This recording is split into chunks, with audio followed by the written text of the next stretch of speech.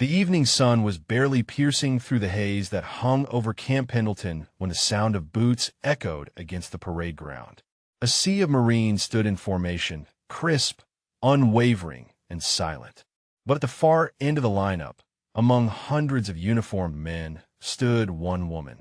Her stance just as strong, her gaze unflinching, her eyes shadowed with memories that most soldiers wouldn't dare to carry. Her nameplate read LT Sarah Blake, but few knew her real identity. She was Phantom 7. The base buzzed with tension that evening. A new commanding officer had taken charge.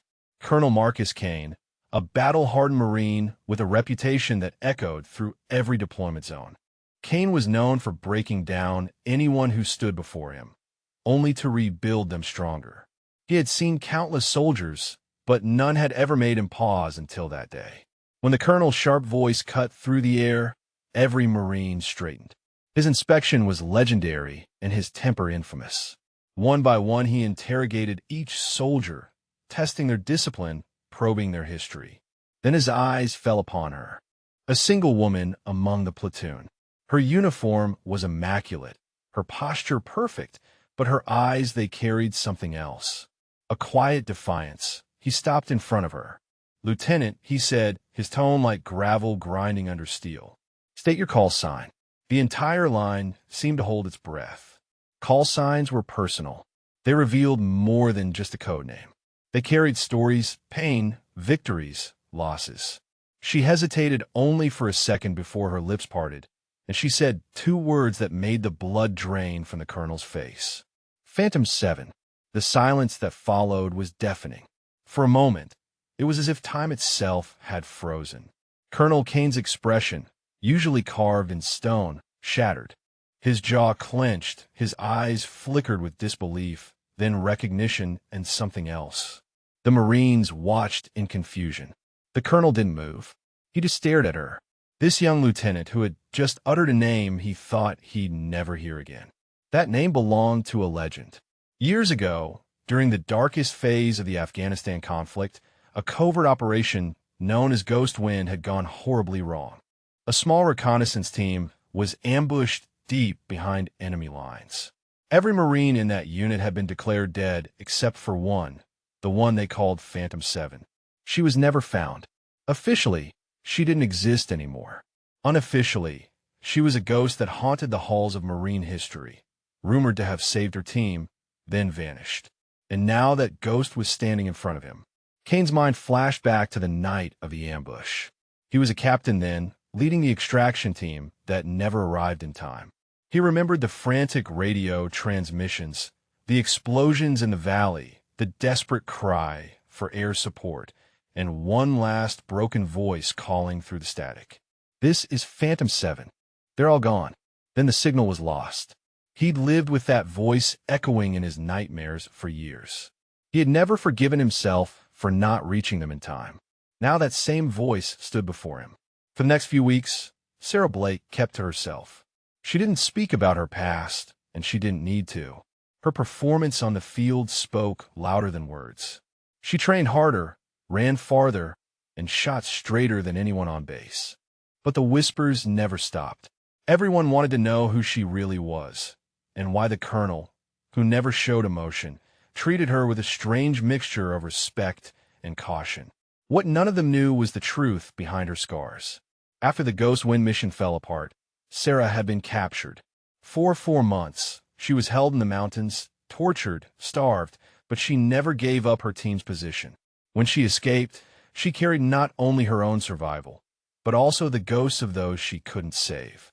By the time she made it back to U.S. soil, her unit was gone, her identity erased, and her name buried beneath classified reports. The military wanted to forget what happened. She didn't. She re-enlisted under a new name, refusing promotions, refusing the spotlight. Her only mission now was to serve quietly, to prove that survival wasn't luck. It was purpose. Colonel Kane watched her from afar. Every time she stepped onto the training field, he saw the same determination that had once driven him, only stronger. Yet, every time their eyes met, he saw the weight of a shared history neither of them could speak aloud. One evening, As the sun dipped low, painting the sky in blood-red hues, a storm alert came through. A convoy had gone down in the desert canyons. An instructor team and 2 recruits trapped inside enemy simulated territory during a storm drill gone wrong. The rescue team was delayed. Visibility was near zero. Command hesitated to send anyone else. Before Kane could decide, Sarah stepped forward. "Sir, I'll go." He froze. "Negative, Lieutenant. It's too dangerous." But she didn't wait for approval. She simply grabbed her gear, checked her rifle, and disappeared into the sandstorm. Hours passed. Lightning cracked across the horizon. The comms were filled with static, broken by the occasional faint voice. And then silence. Kane's chest tightened. He'd seen this before. He couldn't lose her again. He mounted his own rescue team and plunged into the storm. For 3 hours, they searched the flooded canyons until a faint flare lit up the darkness. There, half submerged in sand and debris, was Phantom 7, dragging 2 unconscious Marines out of a wrecked vehicle. Her uniform was shredded, her body bruised, but her grip on those soldiers never faltered. When she saw him, she didn't smile. She just said, "Mission complete," then collapsed. Kane dropped to his knees beside her, his hands trembling.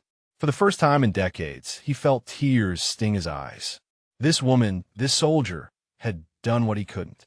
She had gone back into hell and brought them home. Days later, when she regained consciousness in the infirmary, he was there. The colonel stood silently at her bedside, holding a small metal tag, battered, scratched, but unmistakable. Phantom 7. He had kept it all those years, believing it belonged to a ghost. He placed it on her bedside table. "You earned this," he said quietly, "and you reminded me what it means to lead." From that day forward, the legend of Phantom 7 wasn't just a whisper. It became a symbol, not of loss, but of unbreakable spirit. Marines across the base began wearing small patches marked with the number 7, a tribute to the one who never gave up, never stayed down, and never forgot what it meant to serve. Sarah Blake never sought fame. She didn't care for medals or promotions. She only cared that her team lived, that others didn't suffer as hers had. And for Colonel Kane, every time he saw her walking across the field, he knew that redemption sometimes came not from victory, but from the courage to face the ghosts you left behind. If this story touched your heart, if it reminded you of courage, sacrifice, or the silent strength of those who serve, please take a moment to like, share, and subscribe. Your support helps keep these true stories alive for those who need to hear them. Special request: comment Phantom 7 never dies below to honor every unsung hero who fought battles no one will ever know about. The legend of Phantom 7 continues to inspire Marines across Camp Pendleton and beyond. Her story spread from barracks to barracks, carried like a sacred flame by those who understood that true heroism isn't found in headlines or history books, but in the quiet moments when someone chooses to stand up, step forward, and refuse to let others fall. Sarah Blake became more than a soldier that day in the desert.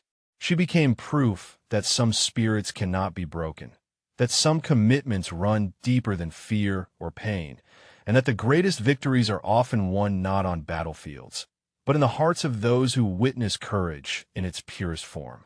The impact of her actions rippled through the entire Marine Corps structure at Camp Pendleton. Training protocols were quietly updated to include scenarios based on her desert rescue. Instructors began teaching courses on solo extraction techniques under extreme weather conditions. The sandstorm that had nearly claimed lives became a teaching tool, showing how determination and skill could overcome impossible odds. Kane found himself changed by witnessing her courage. The guilt that had eaten at him for years began to transform into something else, something more productive. He started mentoring younger officers, sharing lessons learned from both his failures and her triumphs.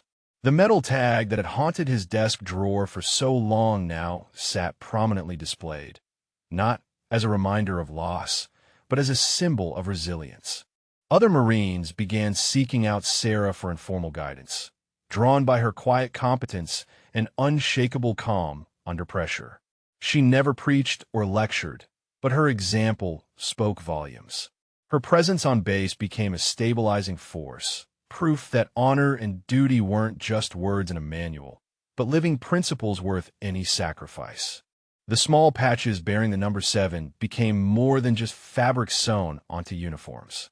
They represented a code of conduct, an unspoken promise that Marines would look out for each other no matter the cost.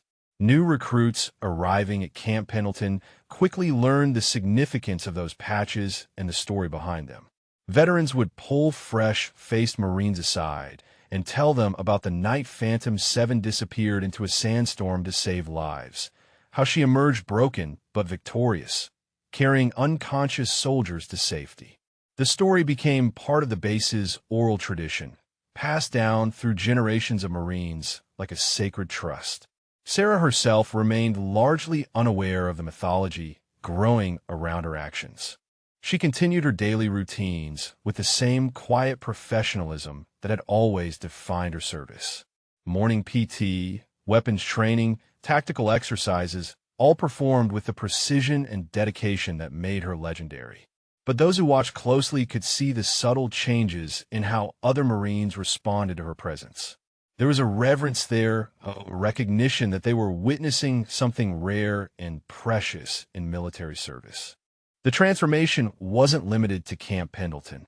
Word of Phantom 7's desert rescue spread through military networks, reaching other bases and installations across the country. Marine units stationed thousands of miles away began incorporating her techniques into their training regiments. The story of her refusal to abandon fellow Marines in impossible conditions became required reading in leadership courses at Quantico. Military psychologists studied her case as an example of how trauma could be transformed into strength rather than weakness. Her ability to function at peak performance despite surviving months of captivity and torture challenged conventional understanding of post-traumatic stress recovery. Kane received inquiries from other commanding officers wanting to understand how he had identified and nurtured such exceptional talent. He always deflected the credit, explaining that Sarah's greatness had nothing to do with his leadership and everything to do with her unbreakable character. The irony wasn't lost on him that the soldier he had failed to save years ago had returned to teach him the true meaning of Marine Corps values. Her presence had transformed not just his understanding of leadership, but his entire approach to command. Years passed, and the legend of Phantom 7 continued to grow, but Sarah Blake remained unchanged by the attention. She never granted interviews or accepted speaking engagements despite numerous requests from military historians and documentary filmmakers. Her focus stayed laser-sharp on the mission at hand, whether training new recruits or participating in advanced tactical exercises. The metal tag Kane had given her remained her most treasured possession, not because of its symbolic value, but because it represented the moment when her sacrifice was finally acknowledged by someone who understood its true cost. She kept it in her footlocker alongside letters from families of the Marines she had saved that night in the desert. Those letters meant more to her than any medal or commendation ever could. Kane watched her career progress with quiet pride, knowing that she would continue to serve with distinction regardless of rank or recognition. The ghost he had failed to save had become the guardian angel protecting others from similar fates. In the end, the story of Phantom 7 became proof that heroes aren't born from glory, but forged in moments when ordinary people choose to do extraordinary things. The legacy of Phantom 7 extends far beyond Camp Pendleton or even the Marine Corps itself. Her story has become a touchstone for anyone facing impossible odds, a reminder that courage isn't the absence of fear, but action in spite of it. Military academies now teach courses analyzing her decision-making process during the desert rescue, breaking down how she maintained tactical awareness while operating solo in zero-visibility conditions. The techniques she employed that night have saved countless lives in subsequent operations around the world. Kane, now a general, still carries the lessons she taught him about leadership through example rather than authority. He often tells younger officers that the greatest privilege of command is witnessing ordinary Marines do extraordinary things when the situation demands it. The small patches bearing the number 7 have spread beyond the Marine Corps, adopted by other military branches, and even civilian first responders who understand the code it represents. Never leave anyone behind. Never give up. Never forget that service means sacrifice. And somewhere on a base in California, Lieutenant Sarah Blake continues her quiet service, unaware that her name has become synonymous with the very best of what it means to be a Marine.